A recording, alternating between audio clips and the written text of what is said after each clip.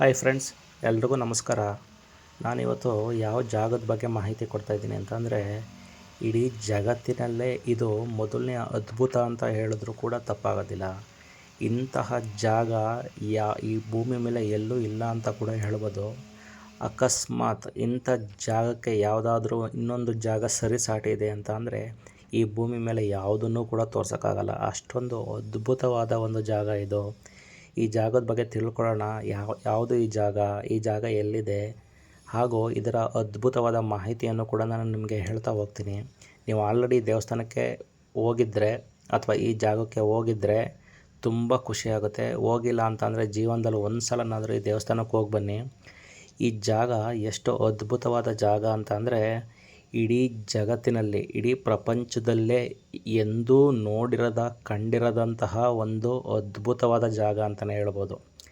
ಈ ಜಾಗಕ್ಕೆ ಪ್ರತಿದಿನ ಎಷ್ಟು ಜನ ವಿಸಿಟ್ ಮಾಡ್ತಾರೆ ಅಂತ ಅಂದರೆ ಹೇಳೋಕ್ಕೆ ಅಸಾಧ್ಯ. ದೇಶಾದ್ಯಂತ, ಜಗತ್ತಿನಾದ್ಯಂತ ಪ್ರತಿಯೊಂದು ದೇಶದಲ್ಲೂ ಕೂಡ, ಈ ಜಗತ್ತಿನ ಪ್ರತಿಯೊಂದು ಮೂಲೆಯ ಹಳ್ಳಿಯಿಂದನೂ ಕೂಡ ಈ ದೇವಸ್ಥಾನಕ್ಕೆ ಬರ್ತಾರೆ. ಅಕಸ್ಮಾತ್ ನಮ್ಮ ಕರ್ನಾಟಕದ ಜನಗಳು ಯಾರಾದರೂ ಈ ದೇವಸ್ಥಾನಕ್ಕೆ ಹೋಗಿಲ್ಲ ಅಂದರೆ ಜೀವನದಲ್ಲೂ ಒಂದು ಸಲನಾದರೂ ಈ ದೇವಸ್ಥಾನಕ್ಕೆ ಹೋಗಿ ಬನ್ನಿ. ಇದ್ರ ಬಗ್ಗೆ ಮಾಹಿತಿನ ತಿಳ್ಕೊಳ್ಳಿ. ಇದು ಎಷ್ಟು ಅದ್ಭುತವಾದ ಜಾಗ ಅಂತ ಹೇಳ್ತಾ ಹೋಗ್ತೀನಿ.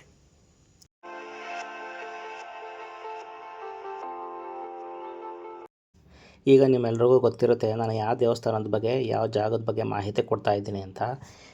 ಹಾಗೆ ಕೇಳ್ತಾ ಹೋಗಿ ವಿಡಿಯೋನ ಸ್ಕಿಪ್ ಮಾಡಬೇಡಿ. ಇಲ್ಲಿ ಕಾಣಿಸ್ತಿದೆಯಲ್ಲ, ಇದು ಇನ್ಸ್ಕ್ರಿಪ್ಷನ್ ಅಂತ, ಶಾಸನ. ಇಲ್ಲಿ ಶಾಸನದಲ್ಲಿ ಪ್ರತಿಯೊಂದು ವಿಚಾರನೂ ಕೂಡ ಮೆನ್ಷನ್ ಮಾಡಿದ್ದಾರೆ. ಏನಂತ, ಇಲ್ಲಿ ಯಾವ ರಾಜರು ಆಳ್ವಿಕೆ ಮಾಡಿದ್ದಾರೆ, ಯಾವ ವರ್ಷದಿಂದ ಯಾವ ವರ್ಷದಲ್ಲಿ ಆಳ್ವಿಕೆ ಮಾಡಿದ್ದಾರೆ, ಆಮೇಲೆ ಅವರು ತಂದಂತಹ ರೂಲ್ಸು ರೆಗ್ಯುಲೇಷನ್ಗಳೇನು, ಅವರು ಅಲ್ಲಿ ನಡೆಸ್ತಿದ್ದಂತಹ ಪದ್ಧತಿಗಳೇನು, ಈ ದೇವಸ್ಥಾನನ ಯಾವಾಗ ಕಟ್ಟಿದ್ದು, ಏನಕ್ಕೆ ಕಟ್ಟಿದ್ದು, ಈ ದೇವಸ್ಥಾನಕ್ಕೆ ಸೋಮನಾಥಪುರ ಅನ್ನೋಂತಹ ಹೆಸರು ಯಾಕೆ ಬಂತು ಅಂತ ಡೀಟೇಲಾಗಿ ಎಕ್ಸ್ಪ್ಲೇನ್ ಮಾಡಿದ್ದಾರೆ. ವಿಡಿಯೋನ ಪೂರ್ತಿ ನೋಡ್ತಾ ಹೋಗಿ, ಸ್ಕಿಪ್ ಮಾಡಬೇಡಿ. ಕಂಪ್ಲೀಟ್ ಆ್ಯಂಡ್ ಎಲ್ಲದ್ರ ಬಗ್ಗೆ ಕಂಪ್ಲೀಟ್ ಮಾಹಿತಿನ ಕೊಡ್ತಾ ಹೋಗ್ತೀನಿ.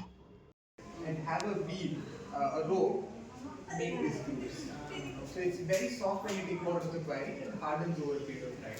But what's amazing is every part that you see of the pillar is a different piece. This is 1, 2, 3, 4 and 5. Not just the pillar, the entire temple is assembled. It's interlocking system. It's different pieces carved separately and then put together. ಕಲ್ಲಿನ ಮೇಲೆ ಇಷ್ಟು ಸೂಕ್ಷ್ಮವಾದ ಕೆತ್ತನೆಗಳನ್ನು ಮಾಡಬಹುದೇ? ಒಂದು ದೇವಾಲಯದ ಪ್ರತಿಯೊಂದು ಗೋಡೆಯೂ ಒಂದು ಕಥೆಯನ್ನು ಹೇಳಬಹುದೇ? ಹೌದು. ಇದಕ್ಕೆ ಜೀವಂತ ಉದಾಹರಣೆ ಮೈಸೂರು ಜಿಲ್ಲೆಯ ಸೋಮನಾಥಪುರದಲ್ಲಿರುವ ಅದ್ಭುತ ಕೇಶವ ದೇವಾಲಯ. ಹೊಯ್ಸಳರ ಶಿಲ್ಪಕಲೆಯ ಅದ್ಭುತ ಪ್ರತಿಭೆಯನ್ನು ಇಂದಿಗೂ ಕಣ್ಣಿಗೆ ಕಟ್ಟುವಂತೆ ತೋರಿಸುವ ಈ ದೇವಾಲಯ. ಈಗ ನಿಮಗೆಲ್ಲ ಒಂದು ಕ್ವಶನ್ ತಲೆಯಲ್ಲಿ ಬರುತ್ತೆ. ಏನು ಕ್ವಶನ್ನು, ನಿಮ್ಗೆ ಏನು ಪ್ರಶ್ನೆ ಬರುತ್ತೆ ಅಂತಂದರೆ, ಈ ದೇವಸ್ಥಾನದಲ್ಲಿ ಪೂಜೆ ಮಾಡಲಾಗುತ್ತದೆಯೇ ಅಂತ. ಅಂದರೆ ಈ ದೇವಸ್ಥಾನದಲ್ಲಿ ಪೂಜೆ ಮಾಡ್ತಾರಾ ಅಂತ ನಿಮ್ಮ ತಲೆಗೆ ಪ್ರಶ್ನೆ ಬಂದೇ ಬರುತ್ತೆ. ಆದರೆ ಇದಕ್ಕೆ ಉತ್ತರ ಏನು ಗೊತ್ತಾ? ಇಲ್ಲ ಅಂತ. ಈ ದೇವಸ್ಥಾನದಲ್ಲಿ ಯಾವುದೇ ಕಾರಣಕ್ಕೂ ಪೂಜೆ ಮಾಡೋದಿಲ್ಲ. ಈ ಸೋಮನಾಥಪುರದ ಕೇಶವ ದೇವಾಲಯವು ಇಂದು ಪೂಜೆ ನಡೆಯುವ ಸಕ್ರಿಯ ದೇವಾಲಯವಲ್ಲ. ಅಂದರೆ ಈ ದೇವಸ್ಥಾನದಲ್ಲಿ ಯಾವುದೇ ಪೂಜೆ ಪುನಸ್ಕಾರಗಳನ್ನು ಕೂಡ ಮಾಡುವುದಿಲ್ಲ. ಇದು ಯುನೆಸ್ಕೋ ದಾಖಲೆಯಲ್ಲಿಯೂ ಇದನ್ನು ನಾನ್ ವರ್ಷಿಪಿಂಗ್ ಟೆಂಪಲ್ ಎಂದು ವಿವರಿಸಲಾಗಿದೆ. ಆದ್ದರಿಂದ ಇದು ಇಂದು ಮುಖ್ಯವಾಗಿ ಐತಿಹಾಸಿಕ ಮತ್ತು ಪಾರಂಪರಿಕ ಸ್ಮಾರಕವಾಗಿ ಸಂರಕ್ಷಿಸಲ್ಪಟ್ಟಿದೆ. ಇದು ಕೇವಲ ಒಂದು ದೇವಸ್ಥಾನವಲ್ಲ, ಸಾವಿರಾರು ಕಲ್ಲಿನ ಕೆತ್ತನೆಗಳಲ್ಲಿ ಇತಿಹಾಸ, ಪುರಾಣ ಮತ್ತು ಹೊಯ್ಸಳರ ಅದ್ಭುತ ಕಲೆಯನ್ನು ಹೇಳುವ ಒಂದು ಶಿಲ್ಪಕಾವ್ಯ. ಸೋಮನಾಥಪುರದ ಕೇಶವ ದೇವಸ್ಥಾನ ಇದು.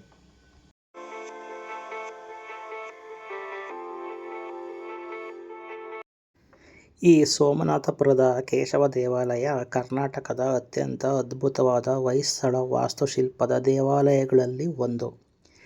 ಇದು ಮೈಸೂರು ಜಿಲ್ಲೆಯ ಸೋಮನಾಥಪುರ ಗ್ರಾಮದಲ್ಲಿದ್ದು, ಮೈಸೂರಿನಿಂದ ಸುಮಾರು 35ರಿಂದ 40 ಕಿಲೋಮೀಟರ್ ದೂರದಲ್ಲಿದೆ. ಈ ದೇವಾಲಯವು ಕಾವೇರಿಯ ನದಿಯ ಸಮೀಪದಲ್ಲಿದೆ. ಓಕೆನಾ? ಆದಮೇಲೆ ಈ ದೇವಾಲಯವನ್ನು ಕ್ರಿಸ್ತ ಶಕ 1268ರಲ್ಲಿ ಹೊಯ್ಸಳ ರಾಜ 3ನೇ ನರಸಿಂಹನ ಕಾಲದಲ್ಲಿ ನಿರ್ಮಿಸಲಾಯಿತು. ಇದರ ನಿರ್ಮಾಣಕ್ಕೆ ಪ್ರಮುಖ ಕಾರಣಕರ್ತರಾಗಿದ್ದವರು ರಾಜನ ಸೇನಾಧಿಕಾರಿ ಸೋಮನಾಥ ದಂಡನಾಯಕ. ಅವರ ಹೆಸರಿನಿಂದಲೇ ಈ ಪ್ರದೇಶಕ್ಕೆ ಸೋಮನಾಥಪುರ ಎಂಬ ಹೆಸರು ಬಂದಿತು. ಹಾಗೂ ಈ ಊರಿಗೆ ಸೋಮನಾಥಪುರ ಅನ್ನುವಂತಹ ಹೆಸರನ್ನೇ ಇಡ್ತಾರೆ ಆವತ್ತಿನ ಮಹಾರಾಜರು. ಈ ದೇವಸ್ಥಾನ ಯಾರಿಗೆ ಸಮರ್ಪಿತವಾಗಿದೆ ಅಂತ ಅಂದರೆ, ಈ ದೇವಾಲಯವು ಶ್ರೀ ಮಹಾವಿಷ್ಣುವಿನ ಕೇಶವ ರೂಪಕ್ಕೆ ಸಮರ್ಪಿತವಾಗಿದೆ. ಈ ದೇವಾಲಯದ ವಿಶೇಷ ಎಂದರೆ ಇದು ತ್ರಿಕುಟ ದೇವಾಲಯ. ಅಂದರೆ ಇಲ್ಲಿ 3 ಗರ್ಭಗುಡಿಗಳ ವ್ಯವಸ್ಥೆ ಇರುತ್ತೆ. ನೀವು ಒಳಗಡೆ ಹೋದರೆ ಗೊತ್ತಾಗುತ್ತೆ. ಅದಾದಮೇಲೆ ತೋರಿಸ್ತೀನಿ ಒಳಗಡೆ. ಅದು ಗರ್ಭಗುಡಿ ಯಾವ ಥರ ಇರುತ್ತೆ, ಅದರಲ್ಲಿ ಯಾವ ಥರ ತ್ರಿಕೂಟ ದೇವಾಲಯ ಇದೆ ಅಂತ. ಹಾಗೂ ಈ ದೇವಸ್ಥಾನದಲ್ಲಿರೋ 3 ರೂಪಗಳು ಯಾವುದು ಅಂದರೆ ಕೇಶವ, ಜನಾರ್ದನ, ವೇಣುಗೋಪಾಲ ಅಂತ. ಇವೆಲ್ಲವೂ ಶ್ರೀ ಮಹಾವಿಷ್ಣುವಿನ ರೂಪಗಳೇ. ಇಲ್ಲಿ ಕಾಣಿಸ್ತಿದ್ದೀರ ಈ ತ್ರಿಕೂಟ ದೇವಸ್ಥಾನ ಇದೆಯಲ್ಲ, ಇದರಲ್ಲಿ 3 ತ್ರಿಕೂಟ ದೇವಸ್ಥಾನದ ಒಳಗಡೆನೂ ವಿಷ್ಣುವಿನ ದೇವರೇ ಇರೋದು. ಅದಕ್ಕೆ ಯಾವ್ಯಾವ ರೂಪದಲ್ಲಿದೆ ಅಂದರೆ, ನಾವು ಹೋಗ್ತಿದ್ದಂಗೆ ಈ ನಮ್ಮ ಬಾಗಿಲು ಎಂಟ್ರೆನ್ಸ್ ಇದೆಯಲ್ಲ, ಅದು ಎಂಟ್ರೆನ್ಸ್ಗೆ ಕಾಣಿಸೋದೆ ಕೇಶವ ದೇವಸ್ಥಾನ. ಅದಕ್ಕೆ ಇದಕ್ಕೆ ಈ ದೇವಸ್ಥಾನಕ್ಕೆ ಚೆನ್ನಕೇಶವ ಅಂತ ದೇವಸ್ಥಾನದ ಹೆಸರಿಟ್ಟಿರೋದು. ಅದಾದಮೇಲೆ ಎಡದ ಕಡೆ ಮತ್ತು ಬಲದ ಕಡೆ ನಾವು ಹೋಗ್ತಿದ್ದಂಗೆ ಎಂಟ್ರಿಲಿ ಜನಾರ್ದನ ಮತ್ತು ವೇಣುಗೋಪಾಲ ಅನ್ನುವಂತಹ ವಿಷ್ಣುವಿನ ಮೂರ್ತಿಗಳಿದೆ. ಆ ದೇವ್ರನ್ನ ಇಲ್ಲಿ ಪೂಜೆ ಮಾಡ್ತಾಯಿಲ್ಲ, ಬಟ್ ಅದ್ರ ಮೂರ್ತಿ ಅಂತೂ ಒಳಗಡೆ ಇದೆ. ಸೊ ಇಡೀ ಎಂಟೈರ್ ದೇವಸ್ಥಾನ ಇದು ಆ ಮಹಾವಿಷ್ಣು ಇದ್ದಾರಲ್ಲ ಅವ್ರಿಗೆ ಸಮರ್ಪಿತ ಆಗಿರೋದು. Before him also there was an attack by the Delhi Sultanate, but ಎಲ್ಲ ಒಂದೊಂದು ಎಲ್ಲೆಲ್ಲೋ ಕಾಣಿಸ್ತಾ ಇದೆ.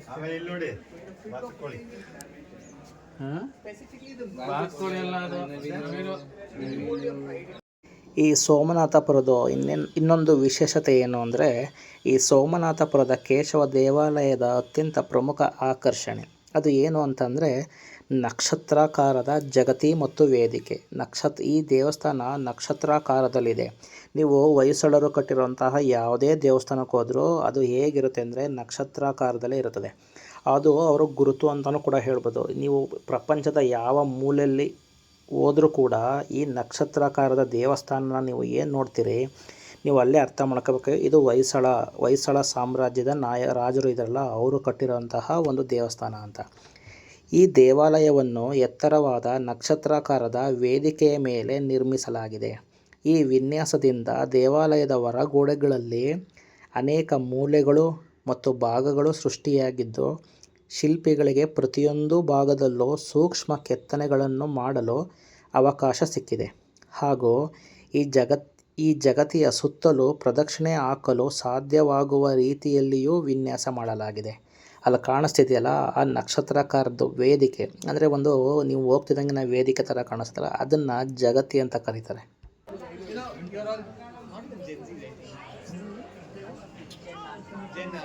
When you're taking a picture, full body picture, do you stand with your both feet or do you always stand? There is one on the leg, one on the waist, and then a slight bend. So that's how you look. You accentuate your body.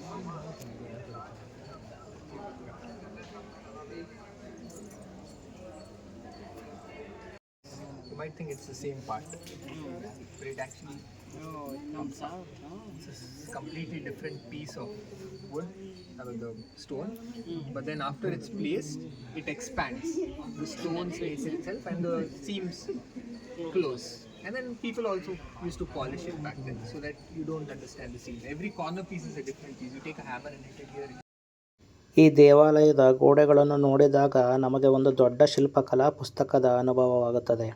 ಇಲ್ಲಿ ನೀವು ನೋಡಬಹುದಾದ ಕೆತ್ತನೆಗಳಲ್ಲಿ ಯಾವುದು ಅಂತ ಅಂದರೆ ಕೆತ್ತನೆಗಳೆಲ್ಲ ಯಾವುದು ಅಂತ ಅಂದರೆ ದೇವರು ಮತ್ತು ದೇವತೆಗಳ ಮೂರ್ತಿಗಳು, ವಿಷ್ಣುವಿನ ವಿವಿಧ ರೂಪಗಳು, ರಾಮಾಯಣದ ಕಥಾದೃಶ್ಯಗಳು, ಮಹಾಭಾರತದ ಕಥಾದೃಶ್ಯಗಳು, ಆನೆಗಳು, ಕುದುರೆಗಳು ಮತ್ತು ಯೋಧರು, ಸಂಗೀತಗಾರರು, ನರ್ತಕರು, ವಿವಿಧ ವಿನ್ಯಾಸಗಳು ಹಾಗೂ ಹೂವಿನ ವಿನ್ಯಾಸಗಳು, ವಿವಿಧ ಅಲಂಕಾರಿಕ ಕೆತ್ತನೆಗಳನ್ನು ಈ ಗೋಡೆಯಲ್ಲಿ ನೋಡಬಹುದು ಅಲ್ವಾ. ನೀವು ಇಲ್ಲಿ ನೋಡ್ತಾ ಇದ್ರಲ್ಲ, ಪ್ರತಿಯೊಂದು ಜಾಗನೂ ಪ್ರತಿಯೊಂದು ಕೆತ್ತನೆಗಳನ್ನೂ ನೋಡಿ ಯಾವ್ಯಾವ ಥರ ಕೆತ್ತಿದ್ದಾರೆ ಅಂತ ಅಂದರೆ ನಾವು ಎಕ್ಸ್ಪ್ಲೇನೇ ಮಾಡೋಕ್ಕಾಗಲ್ಲ. ಈವನ್ ಬುಕ್ಕಲ್ಲಿ ಬರೆದ್ರೂ ಕೂಡ ನಾವು ಇಡೀ ಜೀವನ ಪರ್ಯಂತ ಬರಿತಾ ಇರಬೇಕಾಗತ್ತೆ, ಅಷ್ಟು ಕೆತ್ತನೆಗಳಿದೆ. ಇಲ್ಲಿ ನೋಡಿ, ಇಲ್ಲಿ ಕಾಣಿಸ್ತಿದೆಯಲ್ಲ, ಇಲ್ಲಿ ಬ್ರಹ್ಮ ಇದ್ದಾರೆ. ಇಲ್ಲಿ ಬ್ರಹ್ಮ ಆಗಿರ್ಬೋದು, ವಿಷ್ಣು ಆಗಿರ್ಬೋದು, ಮಹೇಶ್ವರ ಆಗಿರ್ಬೋದು, ಶಿವ, ಗಣಪತಿ ಹಾಗೂ ಗಣಪತಿ ಡ್ಯಾನ್ಸ್ ಮಾಡುವ ಭಂಗಿಯಲ್ಲೂ ಕೂಡ ಇದೆ. ನೀವು ಅಲ್ಲಿ ನೋಡ್ತಾ ಹೋಗ್ಬೋದು. ಪ್ರತಿಯೊಂದು ಇಂತಹ ವಿಚಾರಗಳನ್ನ ದೇವರು ಅಂತ ಬಂದಾಗ ಪ್ರತಿಯೊಬ್ಬ ದೇವರನ್ನ ವಿಚಾರದಲ್ಲಿ ಎಲ್ಲ ಥರ ಕೆತ್ತನೆಗಳನ್ನು ಮಾಡಿದ್ದಾರೆ. ಹಾಗೂ ಇಲ್ಲಿ ಇನ್ನೊಂದು ವಿಶೇಷತೆ ಏನು ಅಂದರೆ, ನಾನು ಆವಾಗಲೇ ಹೇಳಿದ್ದೀನಿ, ವಿಷ್ಣುವಿನ ಎಲ್ಲ ಅವತಾರಗಳು ಅಂದರೆ ಪ್ರಾಣಿ ಈ ಮತ್ಸ್ಯ ಅವತಾರ ಆಗಿರ್ಬೋದು, ಈ ವರಹ ಅವತಾರ ಆಗಿರ್ಬೋದು, ವಿಷ್ಣು ಇಲ್ಲಿ ನೋಡಿ ಮಹಾಭಾರತದ ವಿಚಾರಗಳನ್ನ ಕೂಡ ಕೆತ್ತಿದ್ದಾರೆ. ವಿಷ್ಣು ಅವರಿದ್ದಾರಲ್ಲ, ಅವರು ಯಾವ ಅವತಾರದಲ್ಲಿದ್ದಾರೆ ಆ ಥರ ಎಲ್ಲ ಅವತಾರಗಳ ಕೆತ್ತನೆಗಳನ್ನು ಕೂಡ ಈ ದೇವಸ್ಥಾನದಲ್ಲಿ ಮಾಡಿದ್ದಾರೆ. ಆನೆಗಳ ಕೆತ್ತನೆಗಳಂತೂ ಇಡೀ ದೇವಸ್ಥಾನದ ಸುತ್ತ ಎಲ್ಲ ಕಡೆಯೂ ಆನೆಗಳ ಕೆತ್ತನೆ ಇದೆ. ತುಂಬ ಅದ್ಭುತವಾದ ಕೆತ್ತನೆಗಳು, ಒಂದು ದಿನ ನೋಡೋದಕ್ಕೆ ಸಾಲೋದಿಲ್ಲ, ಅಷ್ಟು ಆಕರ್ಷಕ ಮನಮೋಹಕವಾಗಿರುವಂತಹ ಕೆತ್ತನೆಗಳಿದೆ ಇಲ್ಲಿ. ವಿಡಿಯೋನ ಫುಲ್ ನೋಡ್ತಾ ಹೋಗಿ, ಇನ್ನೂ ಎಕ್ಸ್ಪ್ಲೇನ್ ಮಾಡ್ತೀನಿ. ಇನ್ನೂ ತುಂಬ ವಿಚಾರ ಇದೆ ಡಿಸ್ಕಸ್ ಮಾಡೋದಕ್ಕೆ. Yeah, that's right. Varahana. Matsya Avatara. The fish form of Vishnu. And then you have the turtle, the wild boar, and then the lion. And the wild boar one is actually holding the earth. It's supposed to be the earth. Not exactly. ಇಲ್ಲಿ ಕಾಣಿಸ್ತಿದೆಯಲ್ಲ, ಇದು ಏನು ಅಂತ ಅಂದರೆ ವಿಷ್ಣು ವರಹ ಅವತಾರದಲ್ಲಿರೋದು. ಈ ಅವತಾರದಲ್ಲಿ ಇದ್ದು ಅಲ್ಲಿ ಹಿಂಗೆ ಇಟ್ಕೊಂಡಿದ್ದಾರೆ ನೋಡಿ, ಅದು ಭೂಮಿನ ಎತ್ತುತ್ತಿರೋ ಥರ ಕಾಣಿಸ್ತದೆ. ಭೂಮಿನ ಎತ್ತುತ್ತಿರುವಂತಹ ಒಂದು ವರಹ ಅವತಾರದಲ್ಲಿರುವಂತಹ ವಿಷ್ಣು ದೇವರು ಅದು. ಅಲ್ಲಿ ಕಾಣಿಸ್ತಿದೆ ನೋಡಿ, ವಿಷ್ಣು ದೇವರು ಅದು.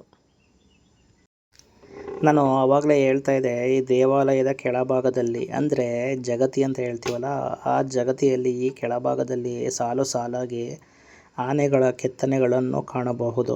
ನಾನು ಆವಾಗಲೇ ಹೇಳಿದೆ, ಆನೆಗಳ ಕೆತ್ತನೆಗಳಂತೂ ದೇವಸ್ಥಾನದ ಸುತ್ತಮುತ್ತ ಎಲ್ಲ ಜಾಗಗಳಲ್ಲೂ ಇದೆ ಅಂತ ಹೇಳಿದೆ ಅಲ್ವಾ. ಅದರ ಮೇಲ್ಭಾಗದಲ್ಲಿ ಕುದುರೆಗಳು, ಯೋಧರು, ವಿವಿಧ ಅಲಂಕಾರಿಕ ವಿನ್ಯಾಸಗಳು ಮತ್ತು ಪೌರಾಣಿಕ ಕಥೆಗಳ ದೃಶ್ಯಗಳನ್ನು ಕೂಡ ಕಾಣಬಹುದು.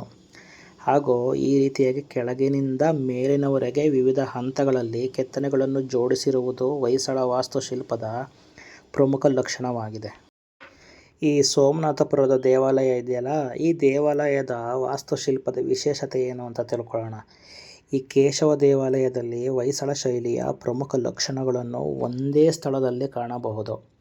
ಅದು ಏನು ಅಂತ ಅಂದರೆ ನಕ್ಷತ್ರಾಕಾರದ ವಿನ್ಯಾಸ, ಎತ್ತರದ ಜಗತಿ, 3 ಗರ್ಭಗುಡಿಗಳು, ಅಲಂಕೃತ ಕಂಬಗಳು, ಕೆತ್ತನೆಯ ಗೋಡೆಗಳು, ಬಹು ಹಂತದ ಶಿಲ್ಪಪಟ್ಟಿಗಳು ಮತ್ತು ಸುಂದರವಾದ ಶಿಖರಗಳು ದೇವಾಲಯದ ಪ್ರಮುಖ ವೈಶಿಷ್ಟ್ಯಗಳಾಗಿದೆ. ಹಾಗೂ ಇನ್ನೊಂದು ಏನು ಅಂತ ಅಂದರೆ, ಈ ದೇವಾಲಯದ ನಿರ್ಮಾಣದಲ್ಲಿ ಕ್ಲೋರಿಟಿಕ್ ಸ್ಕಿಪ್ಟ್ ಎಂಬ ಕಲ್ಲನ್ನು ಬಳಸಲಾಗಿದೆ. ಈ ಕಲ್ಲನ್ನು ಸೂಕ್ಷ್ಮವಾಗಿ ಕೆತ್ತಲು ಅನುಕೂಲವಾಗಿದ್ದರಿಂದ ಹೊಯ್ಸಳ ಶಿಲ್ಪಿಗಳು ಅತ್ಯಂತ ಸಣ್ಣ ವಿವರಗಳನ್ನು ಕೂಡ ಕಲ್ಲಿನಲ್ಲಿ ಮೂಡಿಸಲು ಸಾಧ್ಯವಾಯಿತು. ಈ ಕ್ಲೋರಿಟಿಕ್ ಸ್ಕಿಸ್ಟ್ ಅಂತ ಹೇಳಿದ್ನಲ್ಲ, ಈ ಕಲ್ಲು ಯಾವುದು ಅಂದರೆ ಸೋಪ್ ಸ್ಟೋನ್ ಅಂತ. ನಿಮಗೆಲ್ಲ ಗೊತ್ತಿರ್ತದೆ ಸೋಪ್ ಸ್ಟೋನ್ ಅಂತ. ತುಂಬ ಸ್ಮೂತಾಗಿ, ಸ್ವಲ್ಪ ಹಸಿರು ಕಲರ್ ಇರ್ತದೆ, ಸ್ಮೂತಾಗಿರುತ್ತೆ ಈ ಕಲ್ಲು. ಅಲ್ಲಿರೋಂತಹ ಕೆತ್ತನೆಗಳನ್ನ ಈ ಕಲ್ಲಿನಿಂದನೇ, ಈ ಸೋಪ್ ಸ್ಟೋನ್ ಇದೆಯಲ್ಲ, ಈ ಕಲ್ಲಿನಿಂದನೇ ಮಾಡಿರೋವಂಥದ್ದು ಅಲ್ಲಿರೋ ಎಲ್ಲ ಕೆತ್ತನೆಗಳನ್ನ. ಯಾಕೆಂದರೆ ಅದು ಈಸಿ ಆಗುತ್ತೆ, ಹಾಗೂ ಡೀಟೇಲ್ ಸ್ಕೆಚ್ ಮಾಡ್ಬೋದು, ಡೀಟೇಲಾಗಿ ಕಾರ್ವಿಂಗ್ ಮಾಡ್ಬೋದು. ಕಂಪ್ಲೀಟ್ ಅವ್ರ ಮನಸ್ಸಿಗೆ ಏನೇನು ತೋಚುತ್ತೆ, ಅವತ್ತಿನ ದಿನದಲ್ಲಿ ಏನೇನು ಕೆತ್ತನೆಗಳನ್ನ ಮಾಡಬೇಕು ಅಂತ ಅಂದ್ಕೊಂಡಿದ್ರೋ ಎಲ್ಲನೂ ಕೂಡ ಡೀಟೇಲಾಗಿ ಕೆತ್ತೋದಕ್ಕೆ ಈ ಸೋಪ್ ಸ್ಟೋನ್ ಯೂಸ್ ಆಗಿದೆ. ನೀವು ಅಲ್ಲಿ ನೋಡ್ತಾ ಹೋಗಿ ಸ್ಟಾರ್ ಶೇಪ್ ಹೇಗೆ ಕಾಣಿಸ್ತಿದೆ. ನಾನು ಅಲ್ಲಿ ಮುಂದೆಯಿಂದ ಬರಬೇಕಾದ್ರೆ ನೋಡಿದ್ದೀನಲ್ಲ, ಅದೇ ಥರ ಇದೆ. ಜಗತಿ ಅಂತೀವಲ್ಲ, ಅದು ಸೇಮ್ ನಕ್ಷತ್ರಾಕಾರದಲ್ಲಿ ಇರೋವಂಥದ್ದು. ಇಲ್ಲಿ ಇನ್ನೊಂದು ವಿಶೇಷತೆ ಏನು ಅಂದರೆ, ಹೊಯ್ಸಳ ದೇವಾಲಯಗಳ ಶಿಲ್ಪಗಳಲ್ಲಿ ಕೆಲವೊಮ್ಮೆ ಶಿಲ್ಪಿಗಳ ಹೆಸರು ಅಥವಾ ಗುರುತುಗಳನ್ನು ಕಾಣಬಹುದು. ಇದರಿಂದ ಆ ಕಾಲದ ಶಿಲ್ಪಿಗಳು ತಮ್ಮ ಕಲಾಕೃತಿಗೆ ನೀಡಿದ ಮಹತ್ವ ಮತ್ತು ಅವರ ವೃತ್ತಿಪರ ಗುರುತಿನ ಬಗ್ಗೆ ನಮಗೆ ತಿಳಿಯುತ್ತದೆ. ಅಂದರೆ ನೂರಾರು ವರ್ಷಗಳ ಹಿಂದೆ ಕಲ್ಲಿನಲ್ಲಿ ತಮ್ಮ ಕಲೆಯನ್ನು ಮೂಡಿಸಿದ ಕಲಾವಿದರ ಗುರುತುಗಳು ಇಂದಿಗೂ ನಮಗೆ ಕಾಣಿಸುತ್ತವೆ. ಹಾಗೂ ನಿಮಗೆ ಈ ದೇವಸ್ಥಾನದ ಬಗ್ಗೆ, ಈ ಹೊಯ್ಸಳ ಸಾಮ್ರಾಜ್ಯದವ್ರ ಬಗ್ಗೆ ಏನೇ ಇನ್ಫಾರ್ಮೇಷನ್ ಬೇಕು ಅಂತಂದ್ರೂ ಅಲ್ಲಿ ಈ ಸೋಮನಾಥಪುರದಲ್ಲಿ ಆಫೀಸ್ ಇದೆಯಲ್ಲ, ಎಂಟ್ರೆನ್ಸು ನೀವು ರಿಜಿಸ್ಟ್ರ್ ಮಾಡಿ ಬರಬೇಕು. ನಾನು ಹೇಳೋದು ಮರ್ತುಬಿಟ್ಟೆ, ನೀವು ಎಂಟ್ರಿ ಆಗ್ತಿದ್ದಂಗೆ ರಿಜಿಸ್ಟ್ರ್ ಮಾಡಿ ಒಳಗಡೆ ಬರಬೇಕು. ಸೊ ಆ ಎಂಟ್ರಿಲಿ ಇದೆಯಲ್ಲ, ಅಲ್ಲಿ ಆಫೀಸ್ ಇದೆಯಲ್ಲ, ನೀವು ಆಫೀಸ್ ಒಳಗಡೆ ಹೋದರೆ ಎಲ್ಲ ಥರದ ಕಂಪ್ಲೀಟ್ ಮಾಹಿತಿ ಇದೆ ಒಳಗಡೆ. ಏನೇನಿದೆ ಒಳಗಡೆ, ಯಾವ ಥರ ಇದೆ, ಯಾವ ವರ್ಷದಿಂದ ಯಾವ ವರ್ಷ ಏನು ಕಟ್ಟಿದ್ರು, ಇಲ್ಲಿರುವಂತಹ ಸ್ಟೋನ್, ಈ ಸೋಪ್ ಸ್ಟೋನ್ ಅನ್ನಲ್ಲ, ಇದ್ರ ಬಗ್ಗೆ ಮಾಹಿತಿ, ಸಂಪೂರ್ಣ ಮಾಹಿತಿ ಇದೆ. ಹಾಗೂ ಈ ಜಗತಿ, ಆಮೇಲೆ ಇದರಿಂದ ಸ್ಟೆಪ್ ಬೈ ಸ್ಟೆಪ್ ಒಂದು ಹಂತವಾಗಿ ಒಂದೊಂದು ಹೆಸರಿದೆ. ಅದು ಹೆಸರುಗಳೆಲ್ಲ ಏನು, ಪ್ರತಿಯೊಂದನ್ನು ಕೂಡ ಡೀಟೇಲಾಗಿ ಆಫೀಸ್ ಒಳಗಡೆ ಹಾಕಿದ್ದಾರೆ, ನೀವು ಹೋಗಿ ನೋಡ್ಬೋದು. ಓಕೆನಾ. ಈ ಮೊಘಲರು ಇದ್ದಾರಲ್ಲ, ಈ ಮೊಘಲರು ಈ ದೇವಸ್ಥಾನದಲ್ಲಿ ಎಷ್ಟೊಂದು ಡ್ಯಾಮೇಜ್ಗಳನ್ನ ಮಾಡಿದ್ದಾರೆ ಅಂತ ಅಂದರೆ ಈ ಹೇಳೋಕ್ಕೆ ಆಗಲ್ಲ. ತುಂಬ ಅದ್ಭುತವಾದ ಎಷ್ಟೋ ಕೆತ್ತನೆಗಳನ್ನ ಹಾಳು ಮಾಡಿದ್ದಾರೆ, ಆನೆ ಸೊಂಡ್ಲುಗಳನ್ನ ಮುರಿದಾಕಿದ್ದಾರೆ. ಹಾಗೂ ಈ ಜಾಗಗಳನ್ನ ಈ ನಮ್ಮ ಸೋಮನಾಥಪುರ ಅಂತ ಒಂದೇ ಅಲ್ಲ, ಬೇಲೂರು, ಹಳೇಬೀಡು ಈ ಥರ ತುಂಬ ಪುರಾತನ ದೇವಸ್ಥಾನಗಳಿದೆಯಲ್ಲ, ಈ ಪಾರಂಪರಿಕ ದೇವಸ್ಥಾನಗಳು ಎಲ್ಲ ದೇವಸ್ಥಾನಗಳನ್ನೂ ಕೂಡ ಡ್ಯಾಮೇಜ್ ಮಾಡಿದ್ದಾರೆ. ಆದರೂ ನಮ್ಮ ಮೈಸೂರು ಪುರಾತತ್ವ ಇಲಾಖೆ ಇದೆಯಲ್ಲ, ಇವರು ಈ ಹಿಸ್ಟ್ರಿಯಲ್ಲಿರುವಂತಹ ಬರೆದಿರೋಂತಹ ಎಷ್ಟೋ ಕೆತ್ತನೆಗಳನ್ನ ಹುಡುಕಿ ಅದು ಯಾವ್ಯಾವ ಸ್ಟೇಜಲ್ಲಿತ್ತು, ಅದು ಯಾವ ಥರ ಕೆತ್ತನೆಗಳಿತ್ತು, ಇಲ್ಲಿರೋಂತಹ ಡ್ಯಾಮೇಜ್ ಆಗಿರೋಂತಹ ವಸ್ತುಗಳನ್ನ ಮತ್ತೆ ಸರಿ ಮಾಡಿ ಮೈಸೂರು ಪುರಾತತ್ವ ಇಲಾಖೆ ಇವತ್ತು ಈ ಲೆವೆಲ್ಗೆ ಕಾಣೋ ಥರ ಮಾಡಿದೆ. ನಿಜವಾಗ್ಲೂ ಅವ್ರಿಗೆ ಥ್ಯಾಂಕ್ಸ್ ಹೇಳಬೇಕು. ಹಾಗೂ ಅದಷ್ಟೇ ಅಲ್ಲ, ಈ ಮೈಸೂರು ಪುರಾತತ್ವ ಇಲಾಖೆ ಈ ಜಾಗದಲ್ಲಿರುವಂತಹ ಎಷ್ಟೋ ಟೂರಿಸಮ್ ಇಂಡಸ್ಟ್ರಿನ ತುಂಬ ಚೆನ್ನಾಗಿ ಬೆಳೆಸಿದ್ದಾರೆ. ಹಾಗೂ ಇದರಲ್ಲಿರುವಂತಹ ಹಿಸ್ಟ್ರಿ ಎಲ್ಲ ಕಾಪಾಡಿಕೊಂಡು ಇಟ್ಕೊಂಡು ಬಂದಿದ್ದಾರೆ. ಆಫೀಸ್ಗೆ ಹೋದರೆ ನಿಮಗೆ ಎಲ್ಲ ಥರ ಮಾಹಿತಿನೂ ಸಿಗುತ್ತೆ. ನಾನು ಇಲ್ಲಿ ತನಕ ಈ ದೇವಸ್ಥಾನದ ಬಗ್ಗೆ ಏನೇನು ಹೇಳಿದೆ, ಏನೇನು ಮಾಹಿತಿ ಕೊಟ್ಟೆ, ಅಲ್ಲಿರುವಂಥ ಕೆತ್ತನೆಗಳಾಗಿರ್ಬೋದು, ಯಾವ ವಿಚಾರಗಳೆಲ್ಲ ಹೇಳಿದ್ದೀನಿ, ಇದೆಲ್ಲ ದೇವಸ್ಥಾನದ ಹೊರಗಡೆ ನಡೆದಿರುವಂತಹ ವಿಚಾರಗಳು. ಅಂದರೆ ಹೊರಗಡೆ ಇರುವಂತಹ ಕೆತ್ತನೆಗಳು, ದೇವರ ಕೆತ್ತನೆಗಳಾಗಿರ್ಬೋದು, ಪ್ರಾಣಿಗಳಾಗಿರ್ಬೋದು, ಆನೆ ಆಗಿರ್ಬೋದು, ಒಂದು ಯೋಧರದ್ದು, ಇದೆಲ್ಲ ಹೊರಗಡೆ ಇದ್ದಂತಹ ವಿಚಾರಗಳು. ಈಗೇನು ನೋಡ್ತಾ ಇದ್ದೀರಾ, ಇದೆಲ್ಲ ದೇವಸ್ಥಾನದ ಒಳಗಡೆ ಇರುವಂತಹ ಕೆತ್ತನೆಗಳು. ನೋಡಿ, ನೀವು ಮೇಲ್ಗಡೆ ಯಾವ್ಯಾವ ಥರ ಡಿಸೈನ್ ಮಾಡಿ ಕೆತ್ತಿದ್ದಾರೆ ಅಂತ ಅಂದರೆ, ಆ ಗೋಪುರಗಳನ್ನೆಲ್ಲ ನೀವು ಪಿನ್ ಟು ಪಿನ್ ಅಬ್ಸರ್ವ್ ಮಾಡ್ತಾ ಹೋಗಬೇಕು. ಅಷ್ಟು ಡೀಟೇಲಿಂಗಾಗಿ ಕೆತ್ತನೆ ಮಾಡಿದ್ದಾರೆ. ಇಲ್ಲಿ ನೋಡಿ, ಇಲ್ಲಿ ಕಂಬಗಳೆಲ್ಲ ಕಾಣಿಸ್ತಿದೆಯಲ್ಲ, ಈ ಕಂಬಗಳಿಗೆ ಪ್ರತಿಯೊಂದು ಕಂಬಗಳನ್ನೂ ಕೂಡ ಒಂದೇ ರೀತಿಯ ಕೆತ್ತನೆಗಳಿದೆ. ಹಾಗೂ ನೀವು ಒಳಗಡೆ ವಿಷ್ಣುವಿನ 3 ದೇವಸ್ಥಾನಗಳು ಕಾಣಿಸುತ್ತೆ, ದೇವರುಗಳು ಕಾಣಿಸುತ್ತೆ. ಇಲ್ಲಿ ನೋಡಿ ಯಾವ ಥರ ಡಿಸೈನ್ ಮಾಡಿ ಕೆತ್ತನೆ ಮಾಡಿದ್ದಾರೆ ಅಂತ. ಈ ಥರ ಇಡೀ ಪ್ರಪಂಚದಲ್ಲಿ ಯಾವ ಅದ್ಭುತಗಳೂ ಇಲ್ಲ. ಈ 8 ವಂಡರ್ಸ್ ಆಫ್ ದ ವರ್ಲ್ಡ್ ಅಂತ ಹೇಳ್ತಾರಲ್ಲ, ಅಷ್ಟು ಅದ್ಭುತಗಳು ನಮ್ಮ ಭಾರತ ದೇಶದಲ್ಲಿದೆ, ಅದು ನಮ್ಮ ಕರ್ನಾಟಕದಲ್ಲಿದೆ. ಈ ಹೊಯ್ಸಳ ಸಾಮ್ರಾಜ್ಯದವರು ಅಷ್ಟು ಅದ್ಭುತಗಳನ್ನ ನಿರ್ಮಿಸಿ ಹೋಗಿದ್ದಾರೆ.